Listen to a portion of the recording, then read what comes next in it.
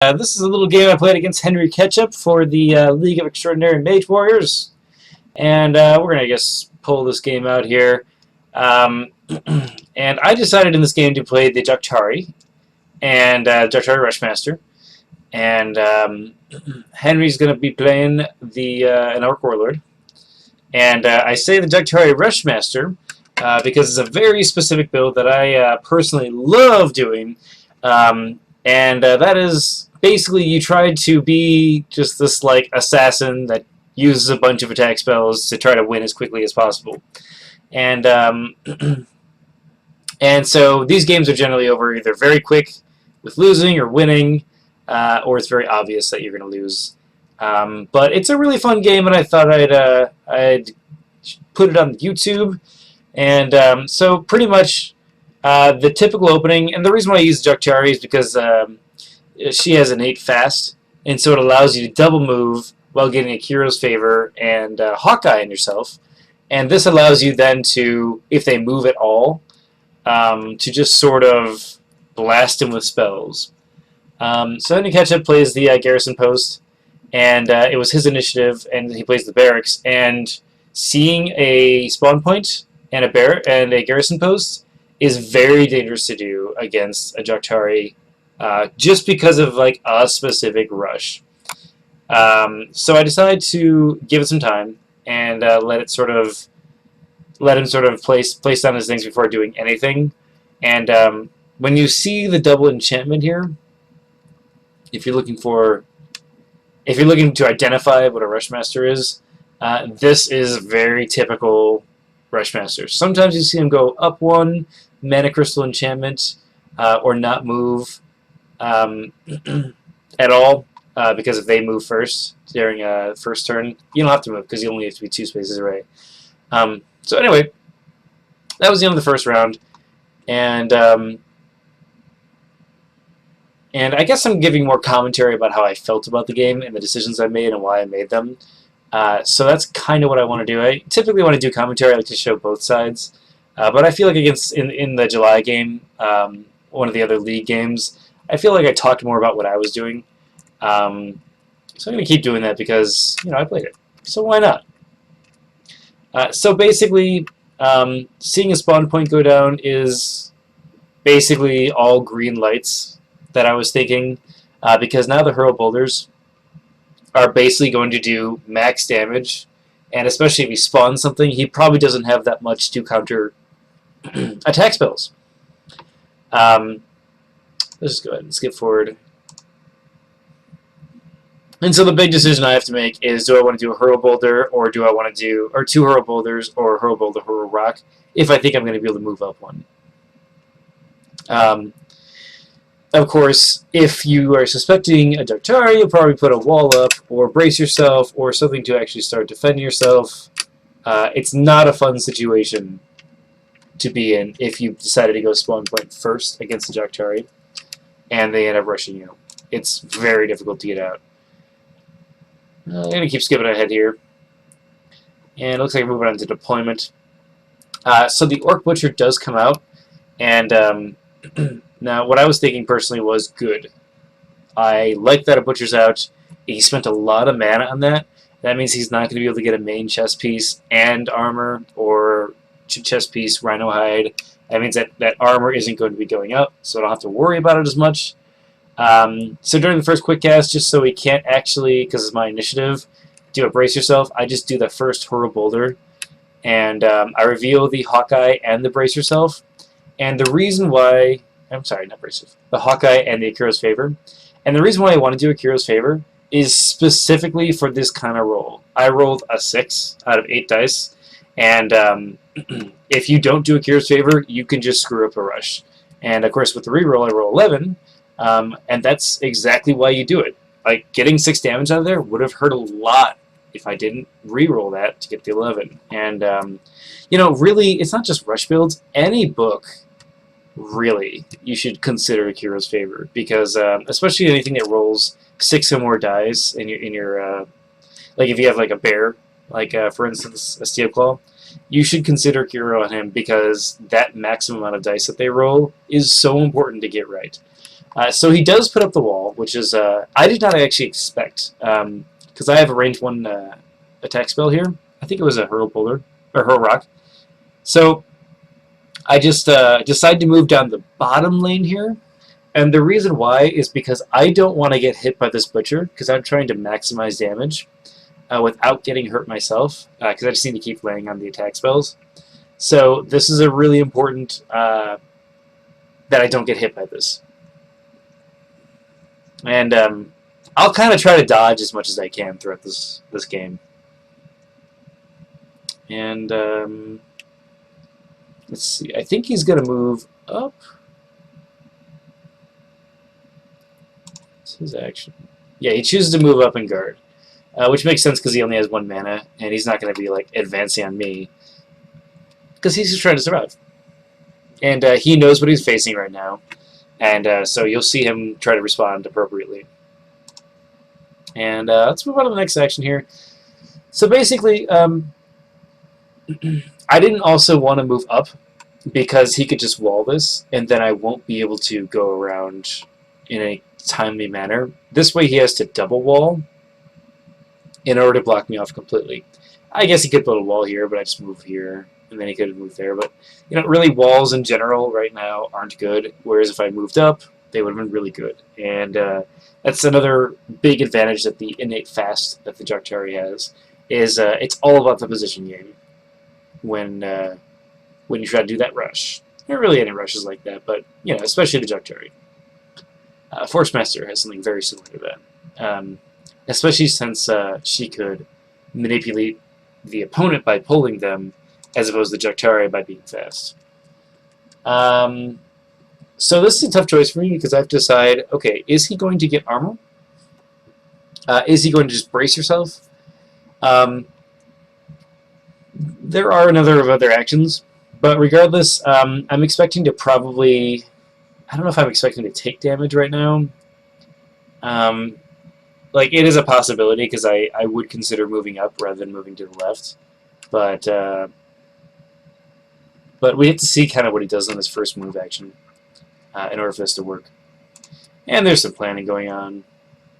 And so basically the big actions I have is I probably want to Hurl Boulder again, I guess. Or if I think he's going to start armoring, I'm going to go with, like... See, Surging Wave is decent because if you push him against the wall, it's 6 dice. And, you know, the Brace Yourself can knock it off.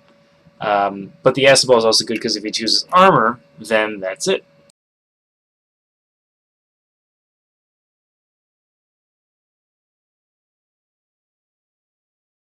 So those are just kind of some of the thoughts that I'm having here.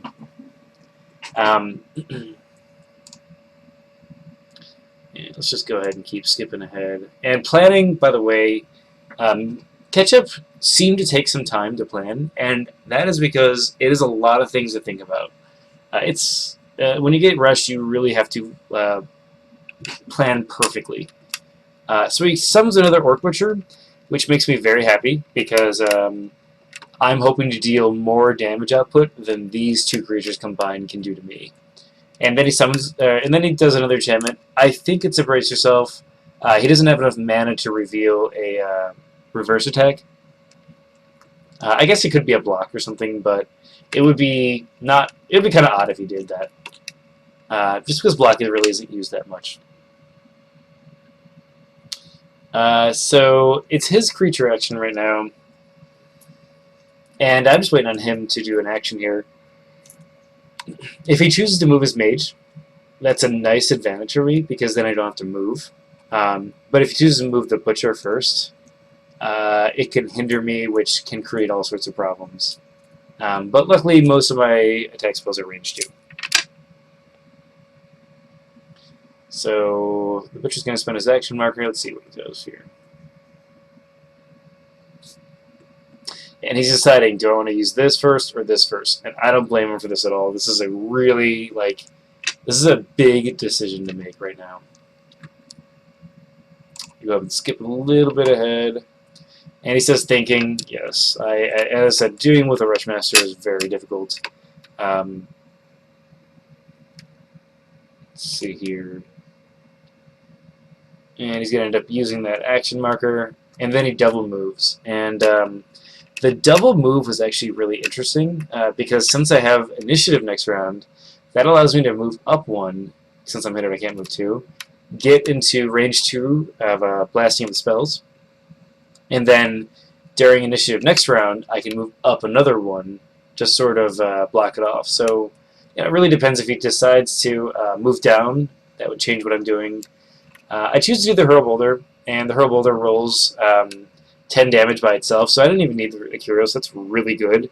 And then this is the big thing. I wanted to eke out this Brace Yourself, just so next round I can deal more damage because he has to use another Brace Yourself. So I was really happy to get this 10 damage off of 8 dice. And it was good. I slammed him too. I don't think that was too big of a deal, actually. I don't think it really changed the game that much. Because he doesn't have the mana to use attack spells, so whatever. And if he chose to do leather gloves or boots or something, I had this acid ball in reserve, and I had the reroll, so I would have tried to have just gotten rid of that armor immediately, so next round with my initiative, I can get another Hurl Boulder to hopefully roll 10 damage again. But, you know, realistically, 8 with Akira's favor is enough to deal a ton of damage and be happy about it. And that's the end of the round. And I moved the S-Ball back because he didn't cast anything. But he did choose to spend 2 mana. He put an enchantment on the barracks, which, you know, I kind of looked at that. I was like, well, okay, I'm not going to be able to take out the barracks, but I'm really not gunning for it anyway. So, you know. So right now, Henry's at half health. Well, 2 less than half, or 1 less than half. So I'm really happy with this position right now, because once you have him at about half, you can really start to just focus it down. You can actually win the game very quickly, especially when they have no armor. Let's go ahead and skip forward a little bit to the next phase. Okay, so we're in deployment. So basically what I'm thinking here is I'm expecting him to do something to wall me off. And I want that to be something where it's not going to affect me a lot. I don't know, he may not actually wall me off. It's just something to think about. So I choose to do the 2 mana because I want to have a jinx on him. And if he chooses to wall, which he just did right now, that's going to be my best bet to say, now I get another attack spell in without you being able to actually hurt me. And that was just sort of a read that I got from playing the Daktari Rushmaster a lot. And that is, if they're going walls, you want those jinxes to counter the walls. The jinx also would have worked for Brace Yourself, so it was kind of a catch-all thing. So I rolled 8 dice again, and I got 10 again. So I didn't even have to re-roll that, so I was actually really happy. And at this point, I was like, I kind of feel bad for Ketchup, because I'm rolling, like, really high. And granted, I have the re-rolls, but, like, dang. So then he chooses to put another enchantment on himself. I figure it's just to Brace Yourself. Because since I've already seen a Brace Yourself, I just assumed it would be that again. Regardless of amount of spells, his butchers close in, and that's kind of how this round ends here. He's at 27 damage now, so you know I only need 9 damage left, which a Hurl Boulder and a punch or something can do it. So it's not that bad. Looks like I'm looking up some sort of... Oh, yeah, I'm looking up the climbing trait because since I did jinx him, I knew he had another wall, and since it's his initiative, I'm fully expecting him to cast that wall during his quick cast.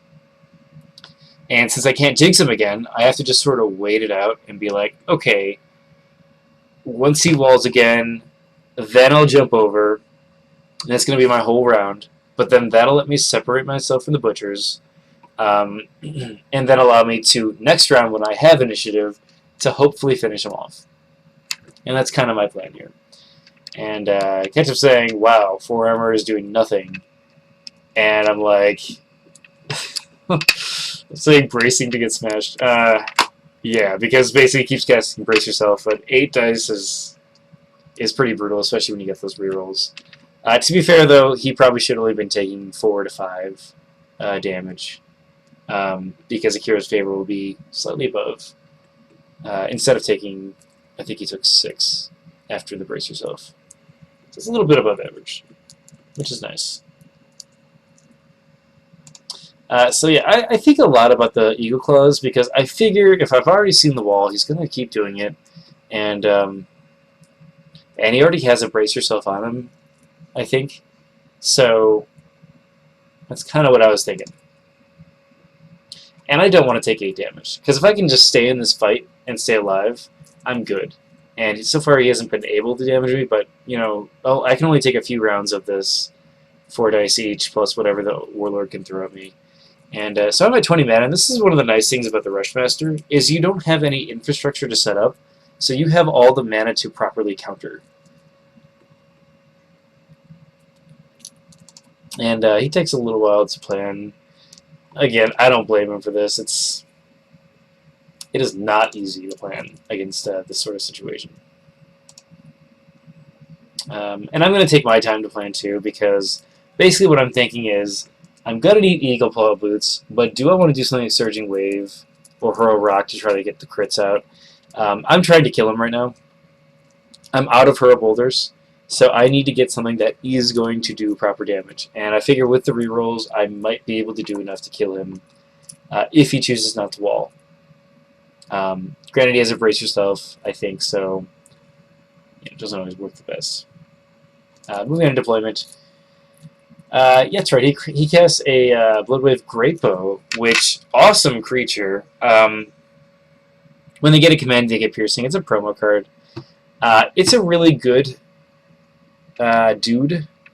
And right now, what that means is if I don't win soon, I'm going to be taking this 4 and these 8, which that dice can really add up. He chooses to do the Wall of Earth, which this is a really smart play. Because now during quick cast I can't kill him, and it's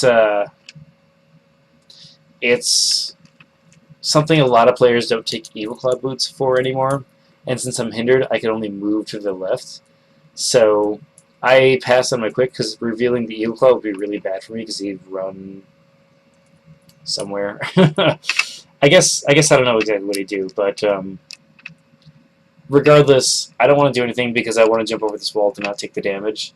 And I prefer not to move to the left during mine to do damage because if this is a Brace Yourself, I won't kill him this round.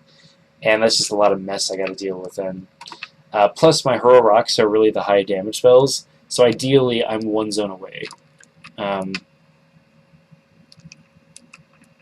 he chooses to know another enchantment on himself, which this is actually really interesting because I thought he had a Brace Yourself on him.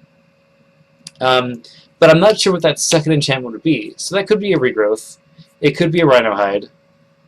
But it just seemed like a really odd choice for me. Especially since he's a Warlord and, you know, the war equipment can come cheap. So I do the Eagle Claw Boots and I just climb over. And that means both these creatures kind of have to do a dance. And, moving the Orc over here is interesting. It sort of means he's going to do damage to me, and I think he knows that I don't want to kill his creatures, so he's just trying to start dealing damage at all. So we're going to the next phase here. He chooses, if I remember right, he doesn't reveal any sort of regrowth. Let's go ahead and keep skipping here. Yeah, and he chooses to start planning cards, so I just say, okay, well, he's probably not going to reveal the regrowth. If he did, it wouldn't have been that big of a deal. It just means I'm a little over 10 instead of 9 to kill him. Let's see here. Let's just go ahead and skip past this planning. So basically right now what I'm thinking is, it's my initiative, so I'm probably going to hurl a rock at him immediately. Because if I do get 10 crits, I'm going to win. Oh no, I choose a Flame Blast him. Interesting. And he reveals a dodge, which is an Academy card. And that would give him a 7-up defense, but I choose to Flame Blast him because it's unavoidable. And I think what I was thinking is maybe he has a ton of damage, and it's just to reveal the brace yourself. And I was thinking maybe he has like a way to tank a lot, so I'm looking to get that burn to at least get something direct. And if it is a reverse attack, it wouldn't hurt me that much. So I roll really bad on the damage, and it reveals the brace yourself, so it only does 1. So I choose to do the Akira, which Akira is amazing, and then I end up rolling on 5 dice 7 critical damage. So you can't really complain about that when you're me. But really, Akira's favor, again, I would have rolled 1 damage, but instead I got 7. I cannot stress to anyone that's listening how important re-rolling is in a game like this. And Henry says this is stupid. I mean, to be fair, yes, I think I would be kind of upset if I kept bracing myself and then the mass crits happened. A really good move would actually be to dispel the Akira's favor. Just because if you take away their rerolls, especially if it runs in zombies or high armor, if you take away their rerolls, they won't get. You're basically mitigating their luck, which is always a good idea in this game. That when two players have equal skills, you can have slightly better luck, then you'll probably win. And Akira's favor is a luck card. Or is it called chance card? I think it might be a chance card, like a subtype. I don't actually remember. It's a gamble regardless. So he chooses to enchant himself again, which he revealed a dodge. So I think it might be another dodge. And so what I'm going to do is I'm going to Dancing Scimitar now, while moving down, of course. And that is so in the future, if this doesn't kill him, which I don't think I will because he has to brace yourself, then I can just say, okay, I have the Dancing Scimitar. It's going to always deal damage to you to hopefully get the kill. He does have another dodge. He reveals it. He fails to defend himself, and then I get a very lucky roll of 3 criticals and just immediately win. And that is what you call an assassin build. Granted, I got pretty lucky with the rolls, but I do think I was in a good position to, even if I was getting the statistical averages, to sort of continue getting the damage on.